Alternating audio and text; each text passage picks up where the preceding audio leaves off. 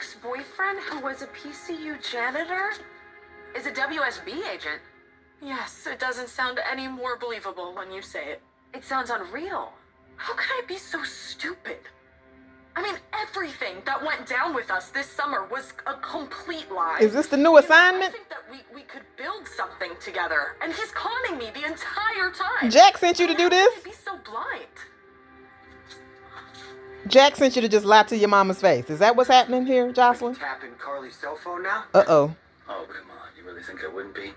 Carly's held up with a family emergency. Don't worry. Nothing serious. You wasted your time. We have nothing to discuss. Yeah, you don't want to do this, sir. I'm giving you a choice, Mr. Morgan. You leave now. I decide for you. You don't... And what choice is that? Who's more important to you? Carly or Britt Westbourne? Yeah, you don't want to do that.